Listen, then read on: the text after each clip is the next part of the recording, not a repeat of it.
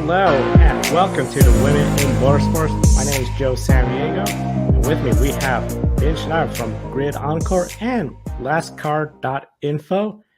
Just the two of us today. A little bit of a busy week, but a big thank you to our Patreon investors, Colin, Deshelle, Mark, Robin, David, Matthew, for investing in the GRID Network each and every month and helping me and Nicole get to the racetrack this past weekend at Portland International Raceway.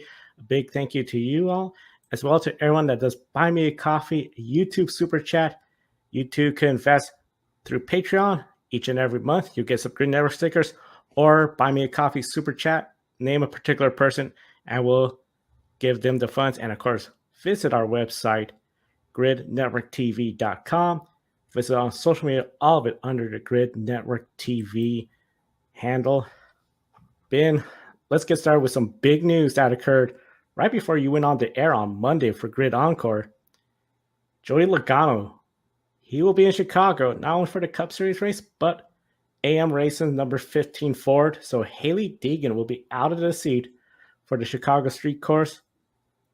We saw the statement from AM Racing, and they say competition at the Xfinity Series is at an all-time high level. But we know the competition is always going to be behind the Xfinity Series. AM Racing, we now know they have a technical alliance with Stewart-Haas Racing, so they are getting pretty good equipment there. We don't see Cole Custer, Riley Herbst struggling, but of course they have more experience compared to Hailie Deegan, who's a rookie.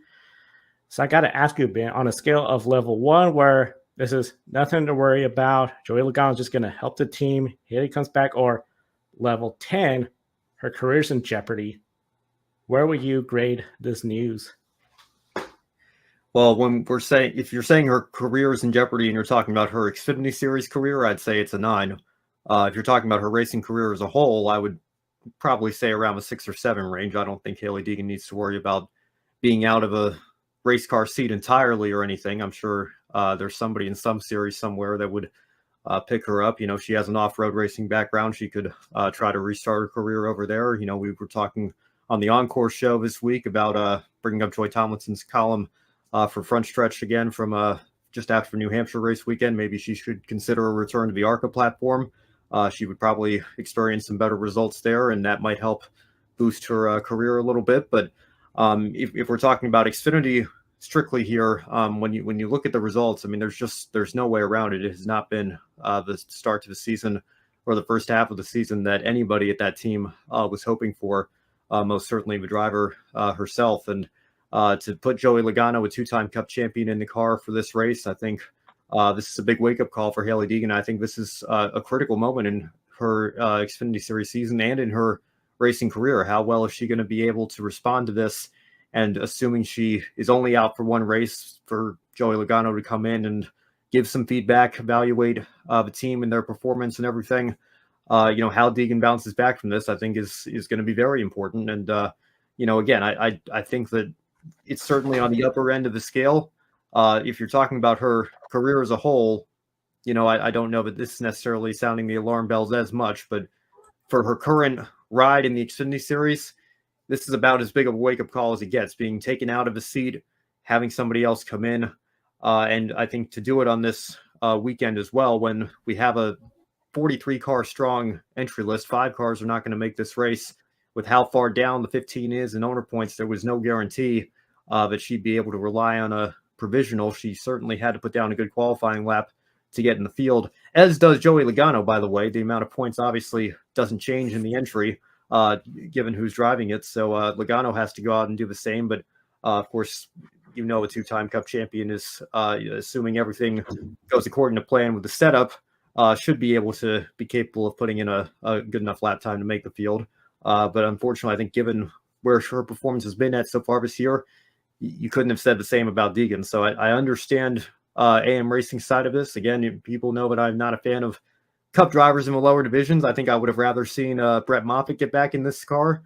He had a very strong run for the AM Racing team at this race last year, so I think that would have made perfect sense. I would have rather been him, but I can understand the reasoning behind the move. And this is an instance where I think having somebody like Joey Logano in is going to benefit the team from that perspective of getting a Cup champion to give them that feedback. So I got a follow-up. You mentioned Joey Logano getting feedback for the team. What kind of feedback will the team be looking for? Because this is going to be a street course, not exactly oval. Will this just be something where better communication? Because we know Hailie Deegan has already gone through one crew chief and maybe just setting some kind of communication ground line? Or do you think a lot of it is to focus on qualifying the car to make sure it gets in this field, since we got a big field for the Chicago race? Yeah, I think it's a little bit of both. I think people were saying if it was all about data and feedback, why not do this at 1.5 miles or, some sort of oval, which has some similar characteristics to other tracks later this season. Of course, this is the only street circuit. I suppose there are some things that you can say overlap between Chicago and any road course, but Chicago is certainly unique in that regard. But I think, again, given the entry list this weekend, given that the team needs owners' points, because if, heaven forbid, they don't qualify for this weekend, no matter who's in the car, that's 0 owner points that they're adding to their tally. That's only going to put them in a worse position going forward for the rest of the year. So, Matt Weaver made that point in his follow-up tweet that the team certainly is in a position where they need as many points as they can get, and who better to put behind the wheel than a 2-time Cup champion in Joey Logano if the opportunity presented itself, and obviously it has here. So I do think at this point of the season, this was probably the best opportunity that they had, the most important race that they could have, made this change or driver swap to put Joey in the car. And we'll see what he can do. It's going to be interesting to look at his performance here. And this is the first time he's been in the Xfinity Series in almost 5 years. You have to go back to Bristol in 2019 when he was doing a couple of races a year for Team Penske. It was the last time we've seen Joey in this series here. So I have no doubt that he'll adapt back to it very quickly. He's obviously a very talented racing driver. But it'll be interesting to see, just how far up he can take that car. Like you mentioned, Joe, there have been some questions. How much support are they really getting from Stewart-Haas Racing? The press release from AM Racing themselves said, we have this technical alliance. So we know that on paper, this car is, should be on level with what Cole Custer and Riley Herbst are doing. Cole Custer is leading the point standings right now. There's simply no way around it. The equipment should be able to give Joey Logano the opportunity to go out and potentially even win this race. So we'll see what he can do in it. One of the nice things for Joey Logano, this will help him, of course, with the Cup Series the following day. So I think that was a big opportunity for him to, get a little bit more track time, because this is a street course, only one of the season. We only did this last year, and the Xfinity race was rained out less than halfway. So, and the Cup drivers weren't even allowed to do it last year, too. That's an important point as well, because of just how new this was for everybody. So even though we have the next gen car now, and it obviously has an extra gear and has very different characteristics from the Xfinity car, I think still getting that track time for Joey is going to be a benefit for him on the Cup side as well. Maybe not as much as it would have been in years previous, but still a benefit nonetheless. So, Ben, I got to ask Dan, with this race, the street course, was this, in your opinion, the best race to pull Hailie out? Because 1.5 mile oval, I think more people will be saying, oh, they may have lost faith, they may have lost confidence. We're here. There's a lot of people saying, well, there's all these factors. It's not just all on the lack of performance we've been seeing so far. Yeah, I think probably, if you want to take that perspective, I think it would be, it's concerning enough. Let me be clear. It's not all like, the level one, like you were mentioning in the first question, but this is, you guys are worried about nothing here. She's going to be fine. She'll come back and everything will be great. It's certainly that would just be toxic positivity right there. We have to be honest and objective when we look at her performance in her season. If she were higher up in owner points, if she had a couple of top 10s so far this year, I don't think they'd be doing this. But I think the fact that they are doing it at a street circuit, which, is going to be a brand new experience for her, certainly in the Xfinity car, but, very difficult circumstances for her to try to adapt to in what's been a difficult season. And to put a Cup champion in the car who, again, I don't know that there's anybody better that Ford could have pulled from, realistically speaking, than a guy like Joey Logano. So, it makes the move understandable. And I think a lot of it's going to come down to how Hailie Deegan herself responds to this. Because, again, I brought up on the Encore show, this turned around AJ Allmendinger. He got sat down for Red Bull, not just for one race, but for 5 races. They put Mike Skinner in the 84 car after he failed to qualify for the first 3 races in 2008. And then he came back, and just a few weeks after he came back, he won the Sprint Showdown and got into the All-Star race and steadily improved from there. Now, Red Bull still sacked him at the end of the year, but he's gone on, obviously, to have, maybe not a Hall of Fame level career for himself in NASCAR, but a very solid career nonetheless that has just continued to blossom since he got to colleague racing a few years ago. So, again, I'm not saying that this is automatically going to fix Hailie Deegan, but I'm saying it worked for AJ. It worked for Ricky Stenhouse Jr. Roush sat him down for a race early on in his nationwide at the time career, and he seemed to bounce back from that very well and won the next 2 championships. So it's not unprecedented, and it has worked for certain drivers in the past. Hopefully, Hailie Deegan takes this the right way. I hope she's up there in the pit box listening to the team radio and hearing what Joey has to say, because I think that's going to be very valuable for her. Somebody put in the chat room, on Monday night, could she buy out the second Joey Gase car or try to buy a ride to remain playoff eligible? I think the playoffs need to be the last thing on her mind at this point, because unless we get a Justin Haley style shock Daytona win with a well-timed lightning strike, I mean, that's the only way she's making the playoffs at this point. So I think trying to maintain that eligibility isn't a huge concern for her with the season that she's had. I think the best thing for her to do would be put on the headset, listen to what Joey has to say, listen to what feedback he's giving, and try to take that and adapt that for the second half of her season and see if she can turn her performance around. Now, you bring up something I did not thought about, but as you mentioned, the playoffs shouldn't be into question. We do have Daytona Wawa 250 powered by Coca-Cola. That's going to be coming up in the season as well, too. Do you think at all there's any potential thoughts of potentially her getting a waiver? I don't know if that has happened when a driver is just sidelined to let another driver race in them. I would be surprised. In fact, I would be very surprised if she gets a playoff waiver here. And I'm trying to think of the few examples where we have seen waivers denied. I think Kaz Gralla was forced to part-time one year because of sponsorship issues. Grant Enfinger was part-time with Motorsport one year. He missed the Daytona Road Course early in the year, picked up the remaining races after that with CR7, so he only missed that one race. He applied for a waiver and got denied. I think a lot of people were very upset about that because I think Enfinger could have put together maybe not a championship run, but certainly a strong playoff run nonetheless. I think Spencer Gallagher got denied after he won Talladega and then failed the random drug test. Those are the few off the top of my head. The reason I say it's a greater than 0% chance she'll get a waiver is because they do tend to hand these things out like candy. But I think Kyle Larson missing the Coke 600 for the Indianapolis 500 is a very different circumstance than Hailie Deegan missing the Chicago Street Race because AM Racing wants to put a Cup driver in the car to evaluate their program. So, again, I mean, I don't think – now, it would be a wild situation if, Natalie Decker got up there and led some laps at Daytona in February. You just never know what's going to happen. I think the fact that she restarted 4th at Talladega at the very end there and faded all the way to 12th, couldn't seem to get the help in the draft she needed. I mean, that about tells me that I think the drivers are still a little bit hesitant to work with her on these super speedways, and I don't think she's going to be able to position herself for a win when we go back there again, unless it's a rain shortened lightning strike sort of deal, and she wins the race that way. But again, just in terms of a playoff waiver, I think that should be the last thing on her mind at this point in the season here, and I think that instead her focus just needs to be on taking this news as well as she can and trying to make the best of it this weekend, sit on the pit box and learn what you can from there. See, on the pit box, I think will be huge for her because after Chicago, you have Pocono and Indianapolis Motor Speedway.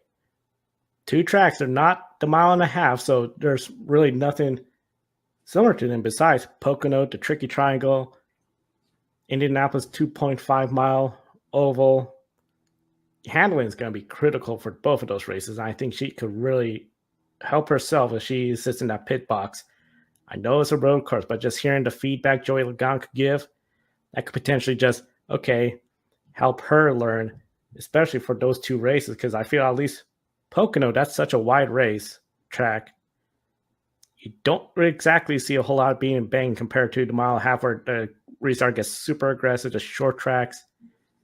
That could be maybe a good opportunity. Indianapolis, it's been a while, and we've seen some wild races there, especially the restarts. on that narrow front stretch. One of the things that's really interesting, Ben, Ford, even though Cole Custer has the points lead, they're winless so far in the Xfinity Series. Toyota has won races. Chevrolet has won races. We know Ford has come close a couple times, including Texas Motor Speedway, that photo finish. That could have easily been their first Ford win. We know everything going on with Stewart-Haas Racing. Do you think the equipment, where is Ford maybe just a little bit behind? Or Stewart-Haas knowing that they're shutting down, could that have a somewhat of a factor going on with this year with AM Racing having a rookie driver with Hailie Deegan? I don't think so, to be honest, because like you mentioned, Joe, Cole Custer is still leading the points, and since race 3 at Las Vegas, he's only been outside of a top 10 one time at Charlotte. Riley Herbst has a couple of top 5s, handful of top 10s of his own. Ryan Sieg, even as you mentioned, Joe, came very close. I mean, literally about as close as you can possibly come to winning his first race at Texas. So it's not like the speed hasn't been there for Ford. You could maybe say if you had to rank the manufacturers based on speed, maybe they are third of 3 here.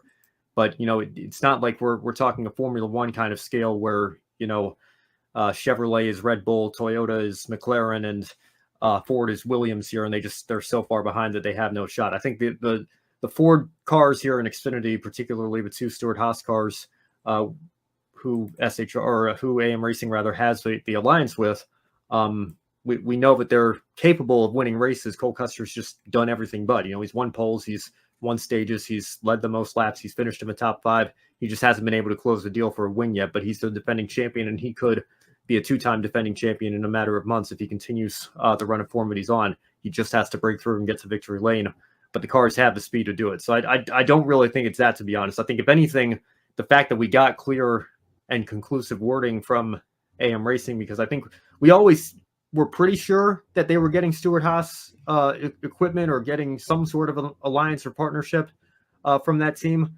But to now have irrefutable, beyond a shadow of a doubt evidence, I think, unfortunately, that it's even more damning for Deegan's season and her lack of performance here. Just for whatever reason, it has not been a good partnership. It has not produced good results here. And you take a look at what Cole Custer has done in particular, I don't think you can really make the equipment excuse, unfortunately. Yeah, the equipment, Stewart-Haas Racing, even if it's a little bit off, it's still good equipment. I understand, rookies, okay, that first year is going to be rough, but I feel this is getting to the point where at this level, this had to be made. And really, this is as a turning point for Hailie Deegan and her career. And a lot of folks are almost remembering what happened to Danica Patrick. She was in the Xfinity Series. She moved up the Cup. In fact, Kelly Earnhardt advised Deegan, do not rush up like Danica did. She spent some time in the Truck Series. Didn't exactly get the results, but a lot of folks, especially with her K&N West success, they just thought, well, maybe she'll get a better use to that Xfinity Series car and could have a little bit more run. But we're not seeing that, so I have to start wondering, do you think she was rushed up to the Xfinity Series? Because I feel like she had ample time in the Truck Series. Yeah, I mean, I think ideally 3 years in trucks should be plenty. But like I said, Natalie Decker did something in trucks that Hailie Deegan still has not done, and that's finished in the top 5. Deegan didn't even have a top 5 in across those 3 years. I think she only had 5 top 10s. So I mean, we just didn't see the level of progression that you would expect from year 1 to year 2 and then to year 3 here. Some people, like you mentioned, Joe, were saying that, probably Xfinity will be a better fit. The Truck Series, wasn't always a step on a development ladder. In fact, you've seen a handful of drivers skip it entirely, but, the ones that have, like Ty Gibbs dominated ARCA. Jesse Love dominated ARCA. Those are exceptions to the rule here. I think most drivers at this point, if they don't run a full-time season, they at least do a handful of truck races to evaluate how they stack up against that level of competition. So I don't think it was a mistake to put Deegan in the Truck Series, in and of itself. I think that was the next logical step up the ladder for her. But again, I think for a driver that shows that step forward, 3 years is probably a good timetable, to evaluate where a driver is in trucks. And then, if they merit the discussions or have the ability to bring sponsorship or whatever the case may be, the next logical step is, in fact, the Xfinity Series. But I think given where Deegan was running in trucks, I think you can certainly look back. Hindsight's always 2020, but given these results, I think probably staying another year in trucks, maybe even, taking that step back down to ARCA, would have been better for her career and for her performance than trying to break into the Xfinity Series with a brand new team and brand new partners, and trying to develop that chemistry, and obviously not having it go according to plan so far this year. Yeah, it has not been going according to plan at all. And I just wonder, because we've seen where with Danica Patrick, she won an IndyCar, got the media attention, came over to NASCAR. Hailie Deegan had some success, got headlines, comes to the trucks. Now here, we know there's sponsorships that they're always trying to. Hailie Deegan has longtime sponsor of Monster Energy. We saw Danica had a longtime sponsor with GoDaddy. Does the marketing of a female driver that has a record of winning at some level, like Danica Patrick, Hailie Deegan, does that apply more pressure to them to start moving up the ranks to get to the highest level, like a Cup Series, or in Danica's case, go from IndyCar to NASCAR? Yeah, well, for Danica, for sure. I think the fame and fortune of stock car racing was too good an opportunity for her to pass up. NASCAR was really just coming out of its boom period when those discussions started happening, and winning an IndyCar race, being the only woman in American open wheel racing history to do that, and bringing the marketability and the sponsorship. Absolutely, there's I think enormous pressure on really any female driver to succeed in this sport, because the ones that have are few and far between. Even though we have made considerable progress, it is still very much a male-dominated world that we're living in here. So, I think Danica certainly faced that, and she is. I think it's objective, NASCAR's most successful female driver. Even though she certainly, given her equipment and given her opportunity in the Cup Series, underperformed compared to her teammates. The reality is she lasted for 5 full seasons and had a handful of occasional strong runs here and there. Hailie Deegan right now, I don't think the Cup Series is on her radar at this particular moment. I think, those discussions are still at minimum a few years down the road. I think her career is really at a crossroads right now. We'll see what comes of that. But I think she's also had that pressure placed on her as well, because her first season in K&N West was the first season without Danica Patrick in the Cup Series. Her career in stock car racing was really beginning right as Danica's was ending. So her entire career, there's always been the question, who's going to be the next female driver to make it at the top level. And some people were coining Hailie Deegan the next Danica Patrick. And I still remember, I was talking about this back in the days of the photo finish on Scout Radio. So we're going back, 5 or 6 years now to her rookie year in K&N. And I said that, be careful calling her the next Danica Patrick, because that may not necessarily be a good thing, because Danica Patrick, for all the accomplishments that she had, ultimately was not able to meet the expectations that the level of hype surrounding her was creating for her. And Hailie Deegan, I think, unfortunately, has, I was seeing social media posts, again, like as early as 2019, saying, well, Deegan's won 3 times already. Danica has 1 win. Therefore, Deegan's already surpassed anything Danica's ever going to do. And just losing my mind about that, because 3 K&N West wins, while, I don't want to take anything away from that. That's still certainly an accomplishment. But, Danica was, competing for wins at the Indianapolis 500. She won a race at the top level of American open wheel racing. She made it to the Cup Series and accumulated nearly 200 starts. To be frank, Hailie Deegan still has a long way to go just to get to matching Danica Patrick, let alone surpassing her. So I think, just to sum it all up, the reason I'm bringing all this up is I think Hailie Deegan has been under an enormous amount of pressure and an enormous amount of media attention her entire career. And I said it at the time as well. It was unfair to Derek Kraus, her Bill McAnally racing teammate at the time, that she was getting all of this publicity and doing all these talk shows and all these media tours and everything, while he was out there running slightly better than she even was. She was winning a couple races. He won a championship. and doing so as teammates, he was not getting nearly the amount of attention for that she was in the same series. People that recognized what Deegan was doing, I don't even know if they knew Derek Krause's name. And I said, listen, that's not fair to Derek, obviously, but it's unfair to everybody, including Hailie Deegan, because the amount of pressure that creates for Hailie Deegan compared to the amount of pressure, the lack of pressure, rather, perhaps, that's on Derek Krause's shoulders, or, trying to think of who else was in the series at the time, Jagger Jones. And, maybe Jagger's not the greatest example because of who his grandfather, Parnelli Jones, is. He comes from obviously a very storied racing family, but, the lack of attention that they were getting, I think perhaps allowed them to go out and race with not nearly as much pressure as was on the shoulders of Hailie Deegan, and certainly only was amplified when she advanced up to ARCA and then eventually to trucks and now to Xfinity. And then you couple that with the fact that pressure continues to build, expecting her to eventually take that step forward and get those results, which we simply haven't seen yet. So again, I think it's very unfortunate how all this has played out.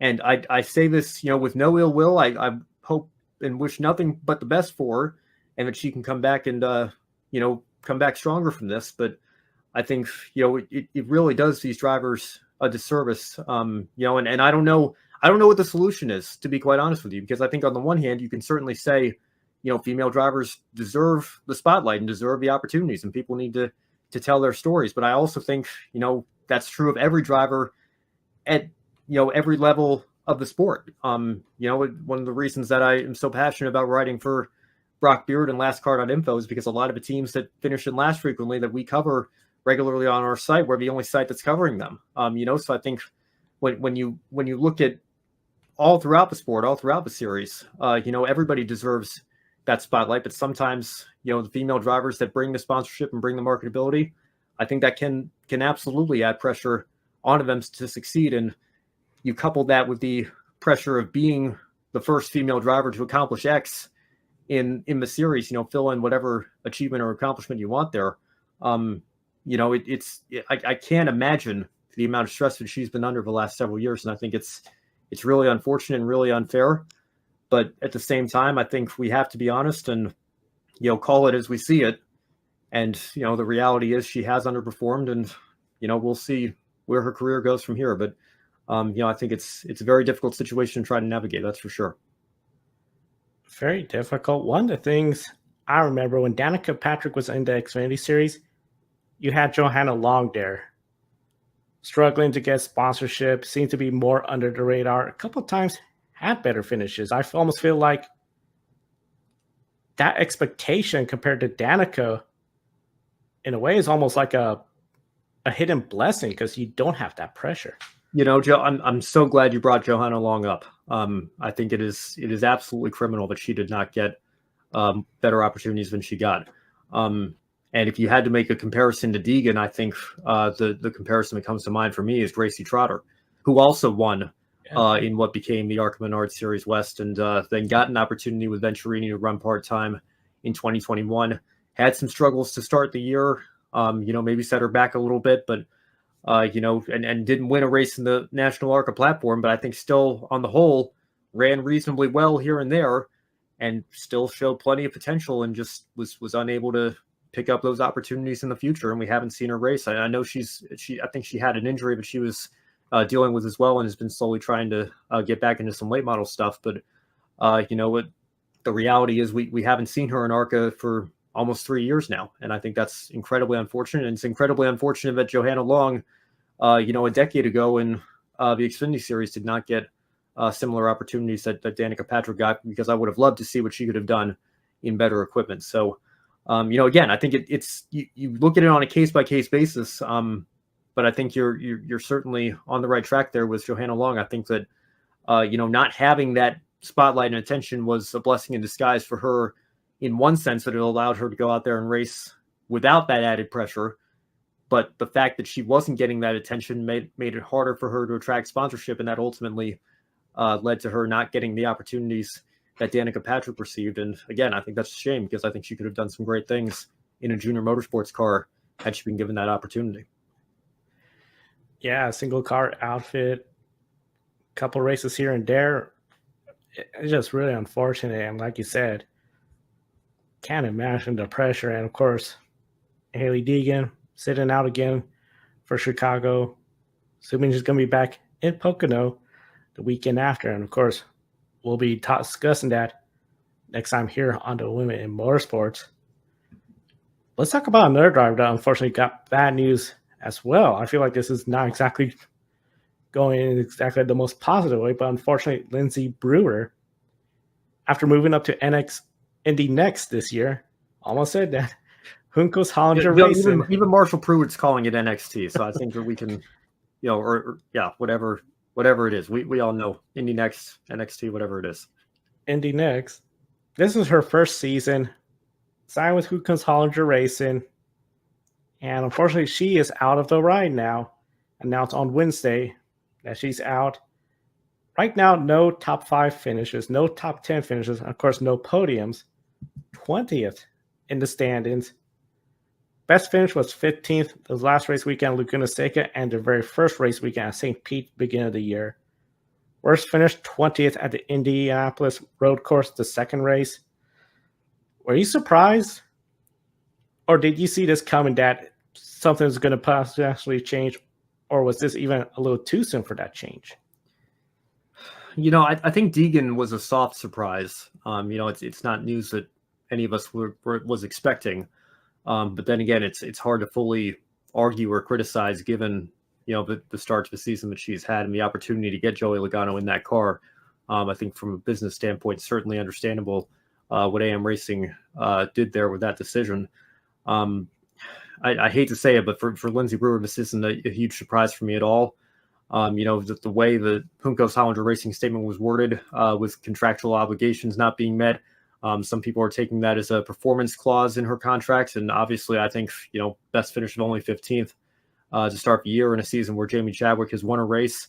I think that, it's very hard to argue that she's met the performance expectation side of things. But, it could be a sponsorship sort of deal as well. Juncos Hollinger Racing is obviously, come under a lot of fire for their IndyCar program and what's transpired there and what's going on with Augustin Canapino and his fan base. And, it could put them in a sort of situation, with the dropping of the technical lines in partnership with McLaren. Maybe they're, in need of more sponsorship dollars, and that trickles down to their Indy Next program as well. So I don't know. I'm not privy to the information or the specifics behind why this decision was made, but I think you could certainly argue from a performance standpoint to put somebody else in that car. And again, just evaluate where that program is. I don't think it's the worst thing in the world for Juncos at this stage of the season. With the McLaren point you brought up, of course, that's a huge loss for Juncos Hollinger. So could this be something where maybe if that's what didn't happen, okay, the performance not there, because we only have 6 races remaining. We've done 8. Maybe they would have kept her around, but knowing that, will they be looking at potentially a driver that might bring more funding considering what has transpired with the McLaren split over an IndyCar? Yeah, I mean, that could potentially have something to do with it. I don't know. Forgive me if I missed this. I don't know if the replacement was named for her. I think we just got the news that she's not going to be in the seat at least for the foreseeable future. I think the statement that I saw, the way it was worded was that, they're hopeful that she can eventually return to the seat, whether that's this year or next year, who knows. But yeah, I think that obviously it's not all sunshine and rainbows over at Juncos Hollinger right now from a on or off track perspective. So losing that McLaren partnership and alliance is a big deal for that team. And I think that, again, it's not unreasonable to think that maybe that affects their Indy Next program as well to a degree, to the point where they're consider making a change behind in terms of who's behind the wheel of the car. It's going to be really interesting to see if someone is added to the car. Of course, I know GRID Encore, you're going to be discussing that as we have more Indy Next races throughout the year. And of course, you all are discussing the ARCA Menard Series Berlin 200. Tony Brediger, she finished 6th place on the lead lap. Amber Balkan finished 10th. So another top 10 finish, but 2 laps down. And here's the thing that's interesting where I feel it was like maybe a month ago, Amber was up to third. Now Tony Brenniger is in fourth in the points. Amber has dropped to seventh in the points. We know she's had a couple DNFs. She had a race injury even. Is Amber slide down the results and stand in a bit of concern considering she had a pretty good start to the year? Yeah, it's a bit of a concern for sure. Obviously, I think the turning point was the injury at Dover to her foot, and I think that obviously she toughed it out. She hasn't missed a race because of it, but I think just psychologically, it takes some time to come back from that and get over that hump and return to 100%. So having to nurse that injury, I think certainly plays a role in that. But I also think it comes down to some bad luck, a couple of DNFs, and that's obviously going to hurt her in the ranking or in the standings rather. So. I think that there's still obviously time in the season to bounce back and maybe try to break up into the top 5. We know she's got a good team behind her in Venturini Motorsports. So we'll see if she can bounce back from this. But yeah, got to be frustrating to fall a few spots in the standings after starting the season off relatively well and getting as high as third. Certainly not the start to the summer stretch that she would have wanted with that 22 team. And of course, over in the 25, Tony Brenniger, she has been climbing up the standings, 57 points behind the points leader. So right now in the top 5, her best finish in the points was 6th in 2022. Is that top 5 points finish the main goal, a realistic goal for her? Absolutely. I think top 5 would be a great goal for her. Top 3 even I think is within reach. She has to take a little bit of a step forward in her performance this year. I think she's the only driver in the top 6 that's yet to finish in the top 5 in a national touring race. She had a 4th place finish at Flat Rock, I believe, in the East Series earlier this year. But in terms of ARCA National, the main tour, still looking for that first top 5. So if she can rack off a couple of top 5s, I think she could even climb as high as 3rd in the points.